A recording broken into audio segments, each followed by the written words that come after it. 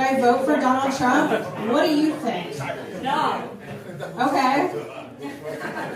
Here's a question for you. Why would you ask me that in here, knowing I'm the only Jew in this room? Comedian Ariel Elias had an incident occur at one of her shows. If it makes you feel any better, I vote in New York. My vote doesn't matter there. It doesn't matter here either. It doesn't matter, guys. Everybody vote for whoever you want to vote. I don't care who you voted for. I'm just happy we're all here together. So you voted for Biden.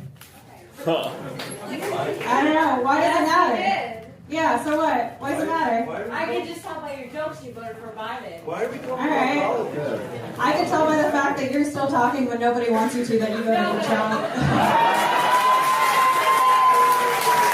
A fair point. However,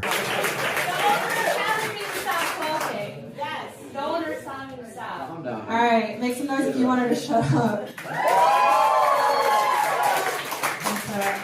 But I did ask if anybody had any questions. I didn't think it was going to be... That's on me. That was on me for thinking I could have a human interaction with somebody. That's my fault. No, look, I'm such an insecure person. Here, I'll tell you the rest of that bit, and then we'll move on. I'm so insecure. I went and got an IUD. Oh! Come on, buddy, can't do that. Are you kidding me? Yo, I'm never coming to these people ever again. Straight up, in typical fashion, a member of MAGA resorts to violence. Elias, per her profile, is a Jewish person from Kentucky who is a stand-up comic. Well-known comedians also weighed in on the clip. Ariel wasn't even doing political material. The drunk heckler was craving what every maggot craves, grievance and revenge. And they'll alter the reality before their eyes to get it. You sound like you voted for Biden, wrote Patton Oswalt. For all y'all who want to make fun of comics for saying we didn't sign up to be physically attacked and put on a pedestal, take a peeky poo. Ariel, you're a class act, said Whitney Cummings. Friend of the network Jim Gaffigan typed, so many things to say about this, but the big takeaway is that Ariel is super funny and total class. Now, important to note, in the aftermath of all of these unfortunate events that transpired, the club's owner has been in touch with police, and they have identified the patrons. BuzzFeed would add, I've been at this a long time, when they quoted Ariel, who's been a comedian for 11 years now. Quote, it feels nice to have any positive recognition. Maybe it softens the blow, no pun intended, a little bit.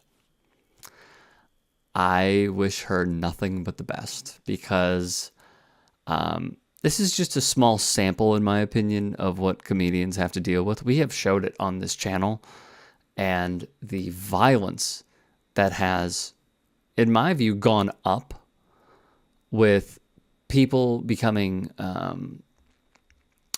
more and more fragile to a stand-up comics bits. Completely unacceptable. I hope they're banned forever and never make another appearance at a comedy club. And for Ariel, to reiterate, nothing but the best, because she deserves it. I'll talk about the Donald! Oh, no? No! Oh, I thought this was America. So weird. Remember when TYT's own Ben Gleib was heckled and threatened by Trump supporters? Ladies, what is with the duck lips? Who has ever seen a woman and been like, yeah, she's hot, but if only she could look more like a duck. I've always wanted to make love to a duck, personally. It's like we love being people, but if we could also be ducks. I think that's why we elected a president who's orange. With a tuft of duck hair on top of his head, whose name is Donald. My favorite policy of his is when he goes, believe me. Don't talk about the Donald! Oh, no? No! Oh, I thought this was America. So weird. Oh, my God. Don't talk about that. That's exactly what they would say in Russian. Don't talk about Vladimir Putin that way. Don't talk about the Donald. He's got you programmed, man. Holy wow. And at least Putin's like a scary guy. Trump's an idiot. You listen to what he says? We used to have freedom of speech in America. That was part of the country, if you remember that. Pre-Trump, that was freedom of speech. I love the whole anthem debate he's very upset about always. Apparently now in America, you have to stand. You must stand while somebody sings Land of the Free. Better stand during the free part of that song. You better stand up when he says how free we are. We don't use our damn brains anymore, I swear to God. You gotta hand it to Trump, though. The guy is a brilliant communicator. He really is. He really knows how to boil a message down to a simple component, and he just repeats it over and over again. It's like he's hypnotizing us when he talks, and it works. It works. So you can clearly see. And then after the show, not only did she come up and argue with me saying that you shouldn't make jokes and she's so tired of it, and I said to her, but the whole point of comedy and the history of comedy has been to speak out against social injustice and speak out about politics, and she goes, I know, but I'm just tired of it. Well, if you know, then stop your nonsensical comment and let me do what I do. And then minutes later, a man came up to me in the same audience as I was greeting the crowd after the show, and he says to me, you shouldn't talk about the president like that. I loved your act until then. And I said, well, why not? That's my right to do that. And he goes, I'm just telling you, around here, you talk like that, you're going to get a in the back of the head. Gleib was told this after the show by MAGA, the free speech warriors, the freedom-loving patriots crowd, the America's too soft crowd pulled this on him. I am not going to stop speaking the truth that I feel needs to be spoken to protect the values that this nation was built on. So have a good day.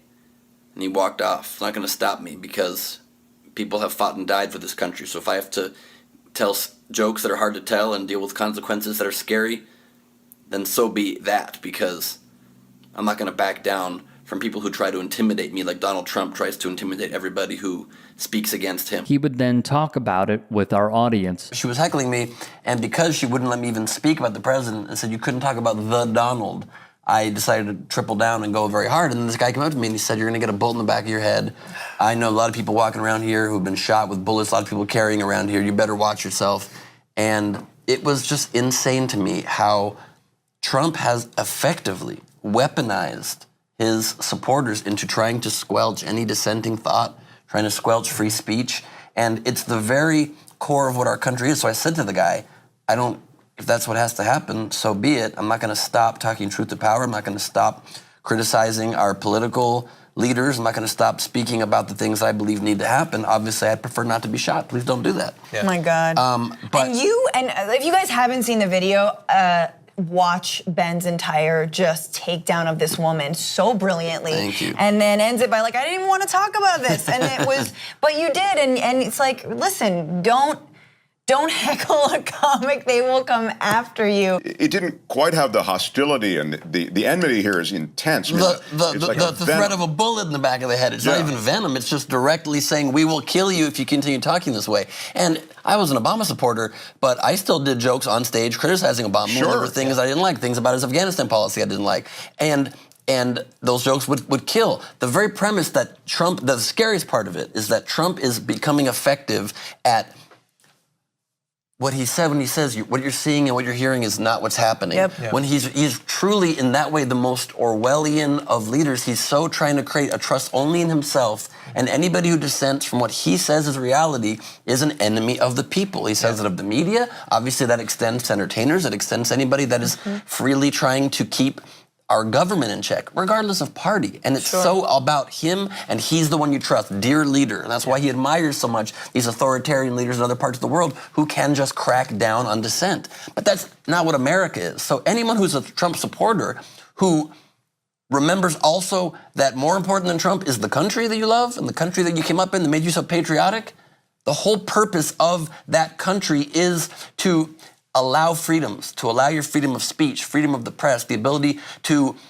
assemble, the ability to speak truth to power. And if you give that up for this guy who's just clearly making stuff up because he wants to be the most powerful ego on the planet, that's a choice you will really sorely regret. Kudos to him. And check him out on Rebel HQ plus the main Young Turks show. If there's anything we missed, if there are any stories you would like to submit, get at me and follow me on Twitter, Instagram, TikTok. DMs are open. I welcome your submissions. In addition, to keep us independent, to keep us going, go to tyt.com/join. All of our content is free, so please do support us if you can.